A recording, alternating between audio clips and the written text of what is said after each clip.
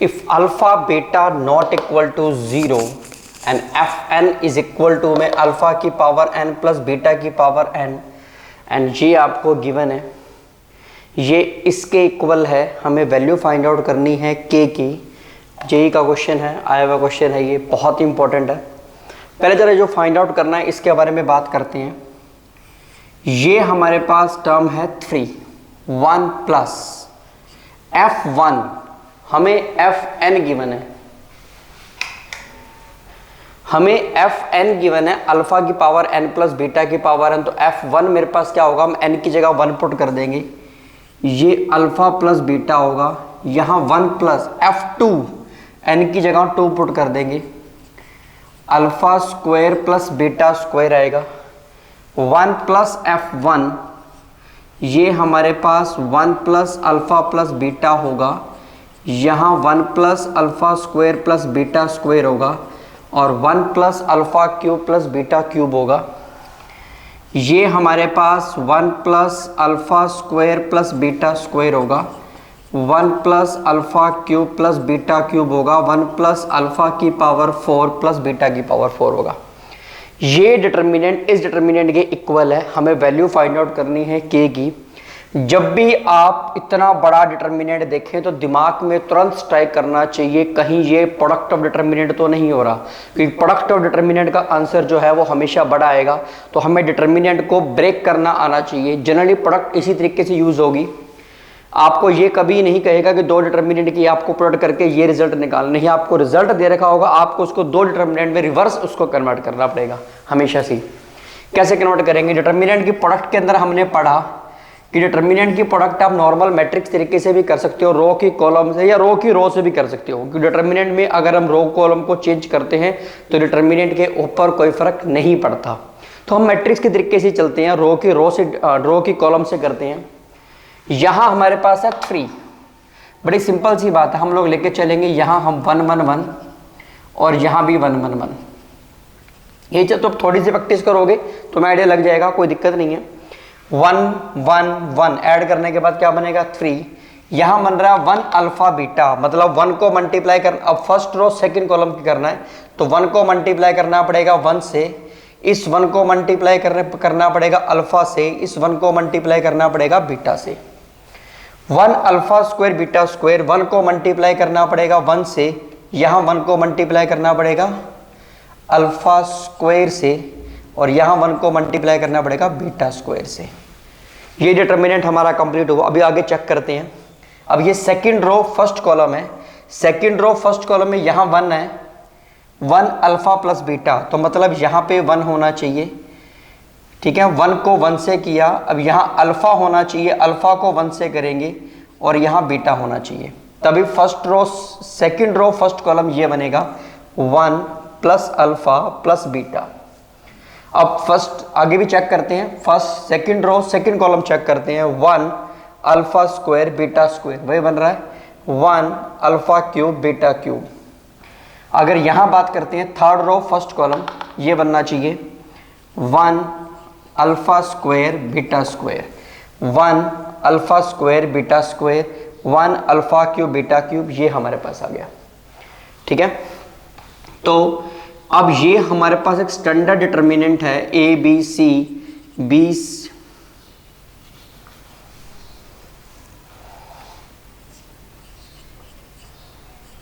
X Y Z,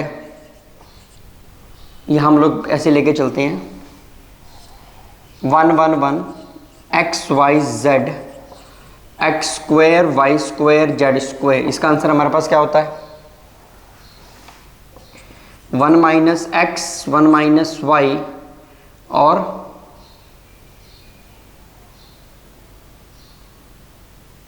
general की बात कर लेते हैं। जनरल के अंदर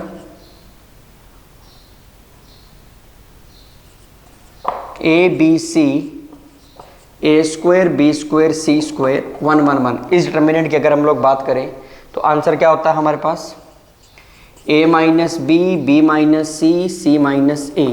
ये हमारे पास स्टैंडर्ड हो गया। तो इसी फॉर्मेट, इसको 2 इक्के निकाल के 2 3 इक्के दे रखे हैं, आपको 2 को 0 प्रूव करना, आप इजीली सॉल्व भी कर सकते हो।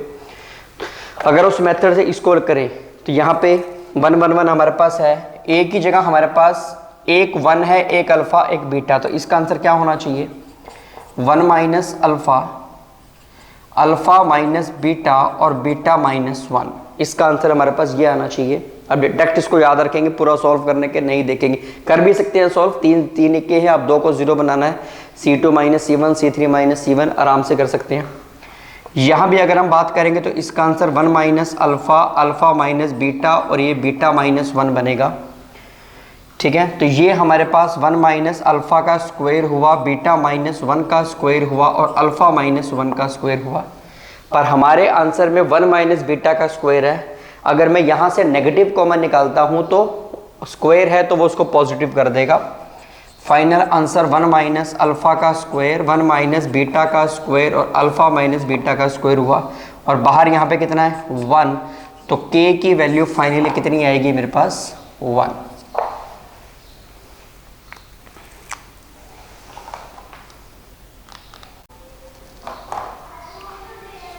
Delta R is equal to में 2r minus 1 mcr 1 m square minus 1 2 की पावर m, ये आपको दे रखा है।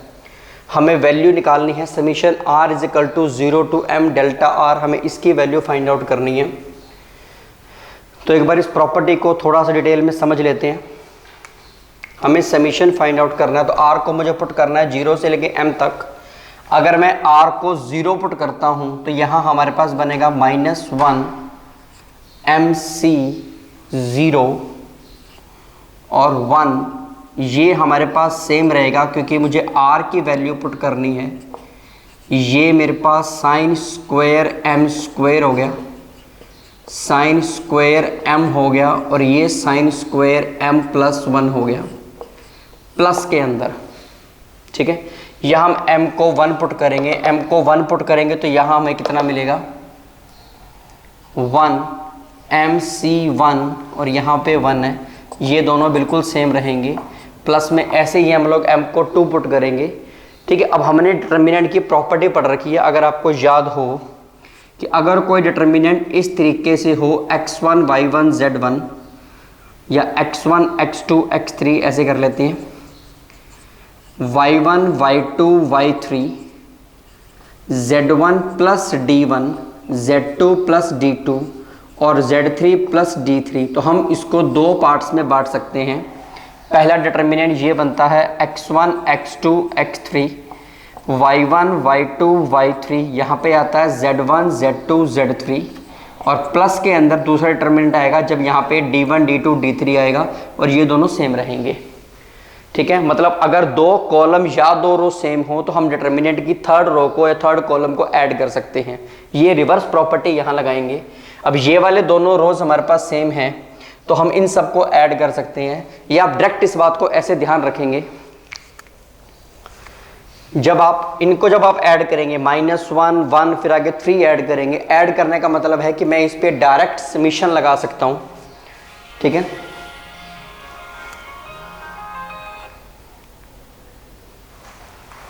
मैं इस पे डायरेक्ट समीशन लगा सकता हूं। आप डायरेक्ट इस बात को ऐसे इतना डिटेल में नहीं करेंगे, डायरेक्ट ही आप इस बात को ऐसे डिस्कस कर सकते हैं कि जब आपसे समीशन कहा गया, समीशन, तो डायरेक्ट आप समीशन किसके टर्म्स में चल रहा है, आर के टर्म्स में समीशन चल रहा है। आर की वैल्यू कहां से कहां तक मूव कर रही है 0 से लेके m तक, तो समीशन डेल्टा आर मूव कर रहा है 0 से लेके m तक। आप डायरेक्ट यहां समीशन लगा देंगे r पे ही, तो ये हमारे पास बनेगा 2 समीशन r माइनस में summation 1 mcr, this is summation of mcr। ठीक है, एंड समीशन 1 r क्योंकि फर्स्ट रो में है तो पूरे फर्स्ट रो के ऊपर हम लोग समीशन लगा देंगे। ठीक है, r मूव कर रहा है, ये m स्क्वायर माइनस 1 है, 2 की पावर m है, m प्लस 1 है, ये साइन स्क्वायर m स्क्वायर हो गया, यहाँ साइन स्क्वायर m हो गया, और ये साइन स्क्वायर m प्लस 1 आ गया हमारे पास। ठीक है, यहां हम इसको सॉल्व करते हैं। अब क्योंकि r कहां से कहां तक मूव कर रहा है, r मूव कर रहा है 0 से लेके कहां तक m तक मूव कर रहा है। आर मूव कर रहा है 0 से लेके m तक, 0 से लेके m तक मतलब m+1 टर्म्स हैं। हम कुछ फॉर्मूले पढ़ चुके हैं, थोड़ा सा बता देता हूँ। समीशन n का जो फॉर्मूला होता है वो n इंटू में n+1/2 होता है, ठीक है। इसी तरीके से अगर मैं ये फॉर्मूला यहाँ लगाता हूँ, समीशन r का फॉर्मूला बनाता हूँ, तो वो क्या मिलेगा मुझे, 0 से लेके m तक चलना है मुझे, तो ये m इंटू में m+1/2 मिलेगा, माइनस में समीशन 1, इसका मतलब है कि मुझे 1 को ऐड करते चलना है, 1 1 1 1 1 कितना टाइम्स ऐड करना है, m+1 टाइम्स ऐड करना है। अगर मैं 1 को m+1 टाइम्स ऐड करूंगा तो मुझे क्या मिलेगा, m+1 मिलेगा ये, ठीक है। अब यहां हमारे पास क्या बचा, MCR, समीशन MCR की अगर मैं बात करूं तो R कहां से कहां मूव कर रहा था, 0 से लेके m तक, तो ये मिलेगा MC0, MC1, MC2 और MCM तक। और ये फॉर्मूला आप +1 क्लास में पढ़ चुके हैं, ये 2 की पावर m के इक्वल होगा। ये भी समीशन 1 है कि हमें 1 को ऐड करना है m+1 टाइम्स, तो ये m+1 मिलेगा। ये साइन स्क्वायर m स्क्वायर हुआ, ये साइन स्क्वायर m हुआ और ये साइन स्क्वायर m+1 हुआ। इसको रब कर देते हैं। अब यहां हमारे पास क्या मिलेगा, 2 से 2 क्या हो जाएगा, कैंसिल, m+1 दोनों में से कॉमन निकलेगा, m+1 कॉमन निकलते ही यहां m-1 बचेगा। ये 2 की पावर m है, ये m+1 है, ठीक है। ये वाले बीच में रो सेम थी हमारे पास,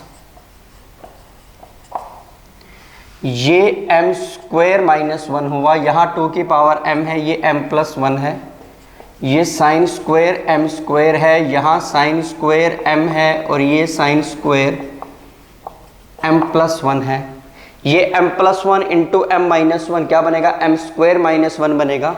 उससे ये दोनों रो क्या हमारे पास क्या हो जाएंगी, सेम, दोनों रेम सेम होने का मतलब आंसर क्या आएगा इसका, 0।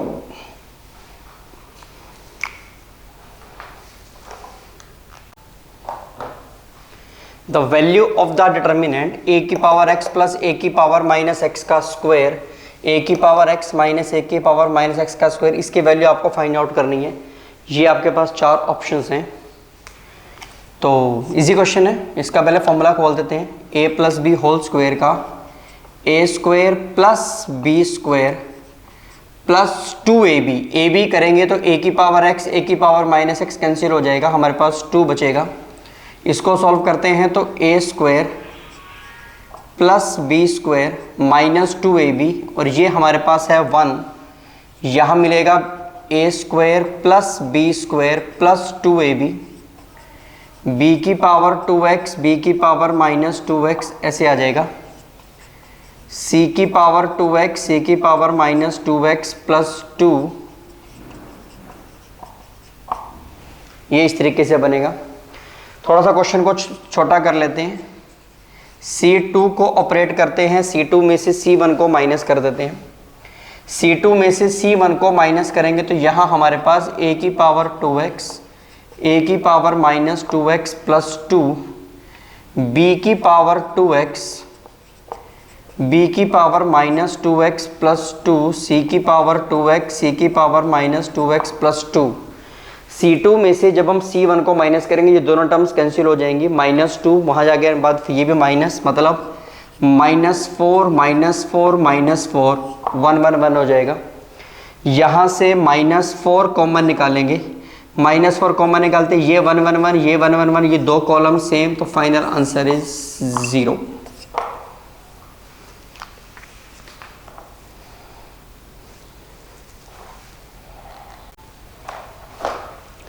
If delta r is equal to में 1 n n 2r n square plus n plus 1, ये डिटर्मिनेंट आपको गिवन है और हमें summation r is equal to 1 to n delta r 56 है, हमें n की वैल्यू फाइंड आउट करनी है। बहुत अच्छा क्वेश्चन है। समीशन वाले क्वेश्चन के अंदर आप जानते हैं कि आप जब भी आपको समीशन गिवन हो, समीशन में लिमिट किसकी चल रही है, r की चल रही है, तो जिस कॉलम में या जिस रो में r यूज़ हो रहा है तो आप उस पूरे कॉलम में डायरेक्ट समीशन लगा सकते हैं। तो अगर हम यहाँ पे अगर हम बात करें तो ये मेरे पास समीशन डेल्टा r की जो वैल्यू आएगी, यहाँ समीशन लगेगा समीशन 1, ये 2 समीशन r और यहाँ पे आएगा 2 समीशन r माइनस में समीशन 1, ये हमारे पास n square plus n plus 1 है, यहाँ n स्क्वायर प्लस n है, ये n square plus n plus 1 है। इसकी वैल्यू 56 गिवन है, हमें n को सॉल्व करना है। पहले इसको सॉल्व कर लेते हैं। समीशन 1 की बात करें तो मुझे 1 को ऐड करना है। अब लिमिट 1 से लेके n तक है, 1 से लेके n तक मतलब n टर्म्स हैं, तो समीशन 1 की जो वैल्यू होगी वो कितनी होगी n, क्योंकि 1 को मैंने इसका मतलब 1 को मैंने n टाइम्स ऐड किया। समीशन r का हम लोग फॉर्मूला जानते हैं, हमने पढ़ा हुआ है n इंटू में n plus 1/2 plus 1 class sequence series chapter 2 summation r, यानी कि ये भी n इंटू में n प्लस 1/2 माइनस में summation 1, summation 1 is n, summation 1 का मतलब 1 को n टाइम्स ऐड कर रहे हैं। यहाँ हमारे पास बनेगा n square plus n plus 1, यहाँ n स्क्वायर प्लस n, ये n square plus n plus 1 है, 2 कैंसिल। ठीक है, तो ये फाइनली हमारे पास क्या बना n, ये n स्क्वायर प्लस n आ गया, यहाँ पे n square plus n plus 1 है, ये n स्क्वायर प्लस n हो गया।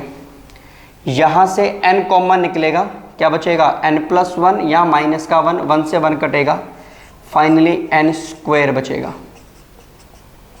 ठीक है, 3n आगे हमारे पास, हम लोग ऑपरेट कर सकते हैं अब इनको।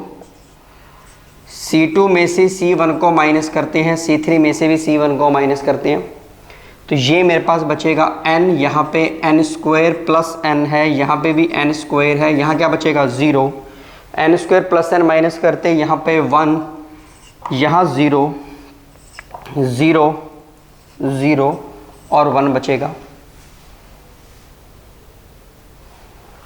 n square plus n square 0, n square plus n cancel, 1 बचेगा, यहाँ 0,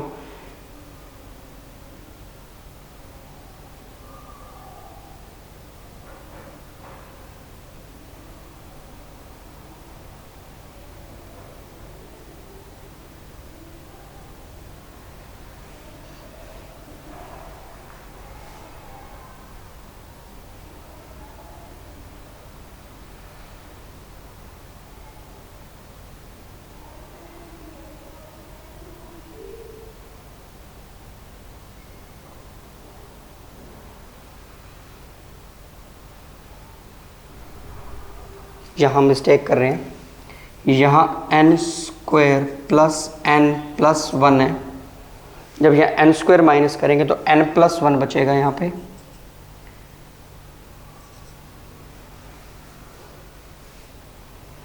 ठीक है, तो ये किसके इक्वल है, ये 56 के इक्वल आ गया। अब इसको जब हम सॉल्व करते हैं, डिटर्मिनेंट को सॉल्व करेंगे, एक्सपैंड करते हैं, इसको रब कर देते हैं थोड़ा सा ऊपर से।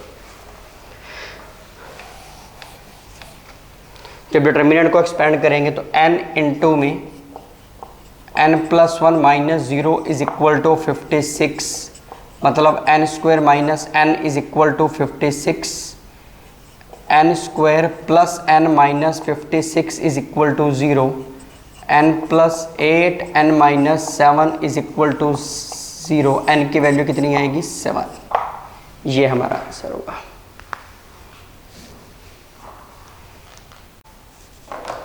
If A B C are cube root of unity, then हमें इसकी वैल्यू फाइंड आउट करनी है। ये हमारे पास 4 ऑप्शंस हैं।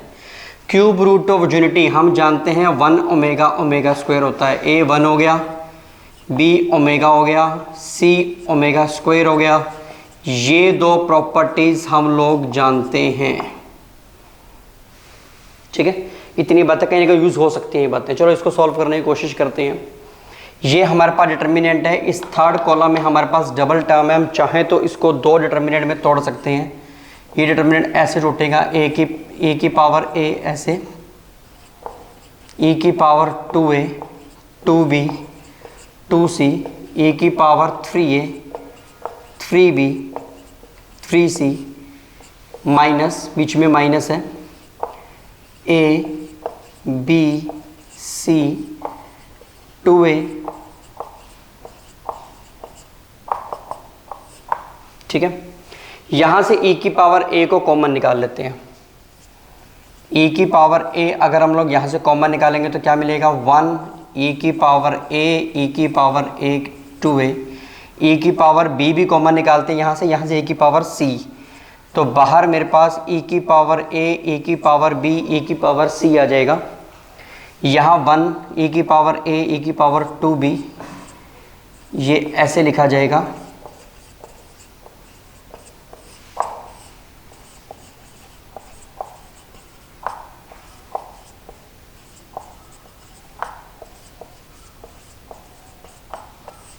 ठीक है, अगर हम इस वाली टर्म को मैं अलग से एक बार सॉल्व कर रहा हूं, e की पावर हमारे पास a b c आ गया, मतलब e की पावर ऐसे नहीं आता, e की पावर a, e की पावर b, e की पावर c, तो ये e की power a plus b plus c हो गया। ठीक है, अब a1 था, b omega c omega square, और तीनों का सम आपको पता है क्या होता है, 0, तो ये हमारे पास e की पावर 0 यानी कि 1 हो गया। तो इस वाले पार्ट की वैल्यू मेरे पास 1 होगी। अब ये दोनों डिटर्मिनेंट बिल्कुल सेम है, अगर आप इन दोनों को चेंज करोगे तो किसका फर्क पड़ेगा, नेगेटिव का, फिर इनको चेंज करोगे फिर नेगेटिव का, तो साइक्लिक चेंज होगा, तो डिटर्मिनेंट बिल्कुल सेम है, दोनों आपस में क्या हो जाएंगे, कैंसिल। फाइनल आंसर कितना आएगा, 0। Option is a.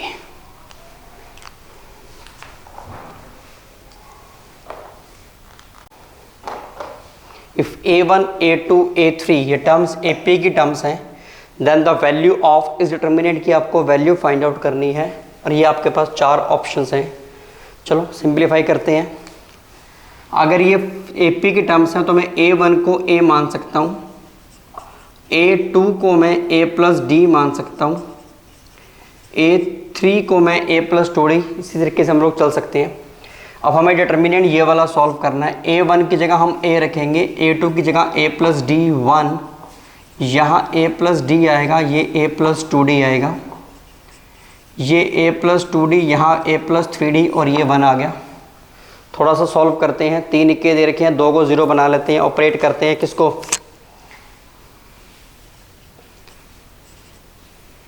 R2 को ऑपरेट करते हैं, R2 माइनस R1 और R3 माइनस R1 लेके चलते हैं।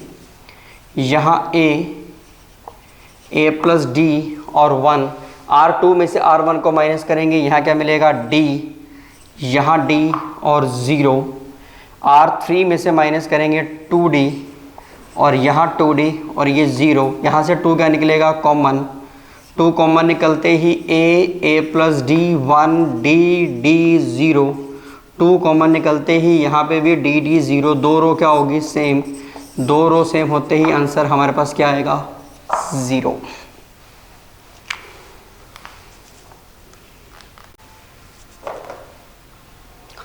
If value of this determinant 2a, 2b, 2c, this is abc by 2, हमें एरिया ऑफ ट्रायंगल निकालना है, whose vertices are this, x1 by a, y1 by a, x2 by b, y2 by b और x3 by c, हमें इस triangle का area find out करना है।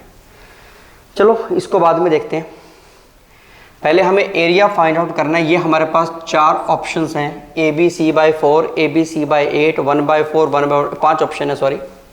अगर हमें किसी ट्रायंगल के वर्टिसेस गिवन है तो एरिया हम लोग इस फॉर्मूले से निकाल सकते हैं, half x1 by A, y1 by B और 1, x2 by A, y2 by B and 1, x2 by B sorry, x3 by C, y3 by C और 1।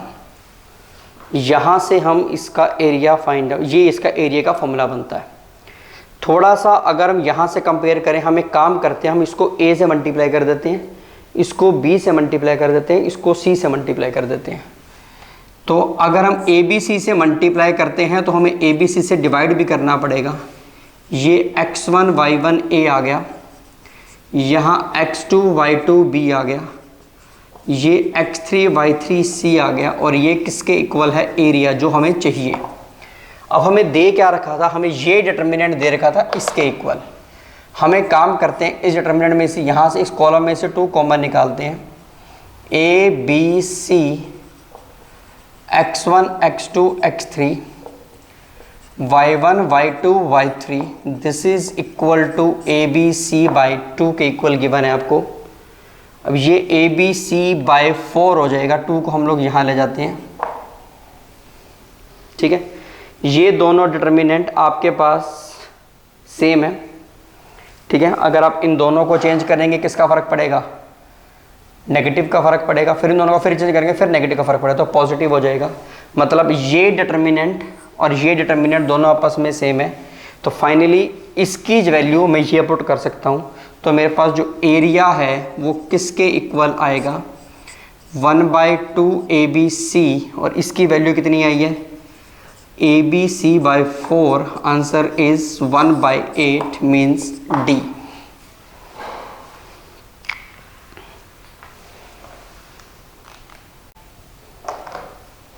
If A, B, C are non-zero and different from 1, then value of the determinant A, B, C non-zero हैं और 1 नहीं है, आपको इस determinant की value find out करनी है। चलो जी सॉल्व करते हैं। ये हमारा क्वेश्चन है, यहाँ से स्टार्ट करते हैं। बेस चेंजिंग प्रॉपर्टी से इस्तेमाल करते हैं। log A बेस B किसके इक्वल होता है, ये log A by log B, इस प्रॉपर्टी को यूज़ करते हैं। यहाँ से क्वेश्चन स्टार्ट करते हैं। ये हमारे पास log 1 बाय log A बनेगा, ये log B by log A बनेगा, log C by log A आएगा,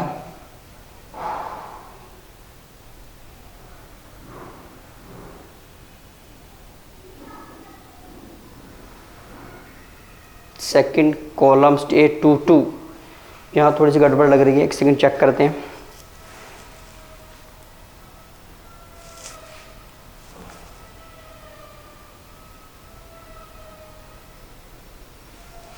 नहीं ठीक है, ये हमारे पास log b की पावर -1 यानी कि माइनस आगे आएगा, तो ये minus log b by log a हुआ। और वैसे हमें इतना करने की ज़रूरत नहीं होनी चाहिए, ये डायरेक्ट ही पता लग रहा है कि ये log 1 की वैल्यू क्या है, 0। ये log b बेस a है, ये log c बेस a है, log 1/b है, इसको पलटेंगे तो b की पावर -1 हो जाएगा। log की प्रॉपर्टी कहती है माइनस आगे, तो ये हमारे पास minus log b base a 0, ये minus log c base a हो जाएगा,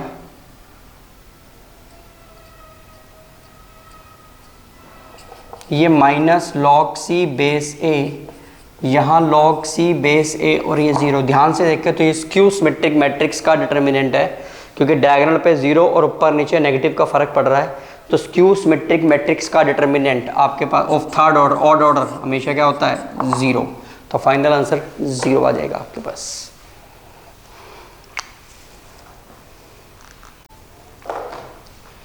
If 3-digit number A28 3B9 62C where A, B, C are integers between 0 to 9 are divisible by a fixed integer k, then the determinant this is divisible by k, divisible by k square, divisible by 2k and none of these। ये तीनों numbers k से divisible हैं। A28 एक 3 digit का number है, बचपन में पढ़ के आए हो आप।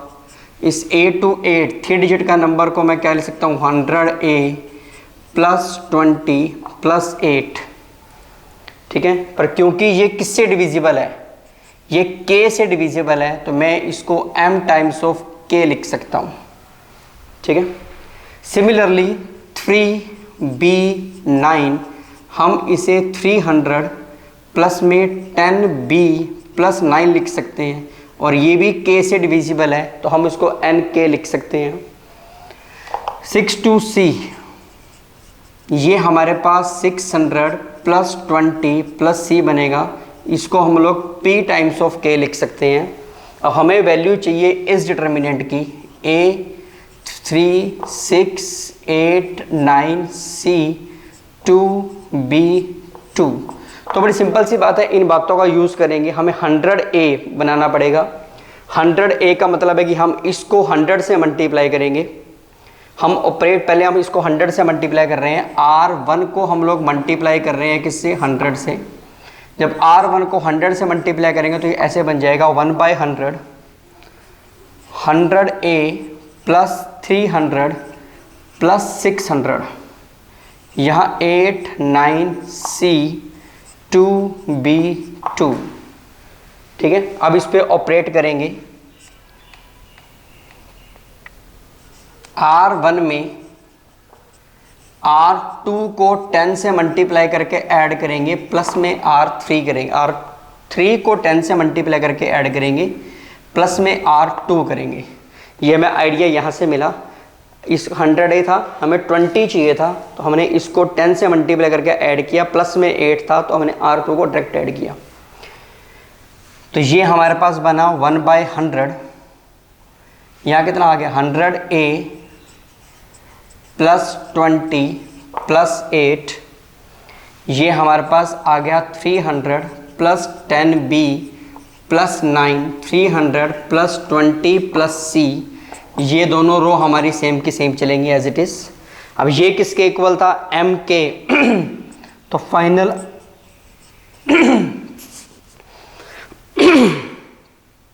आंसर क्या हुआ? ये वाली वैल्यू कितनी थी? M के। ये हमारे पास आ गया N के, ये P के, ये दोनों रो हमारी सेम चलेंगी। यहाँ से K क्या निकल जाएगा? कॉमन।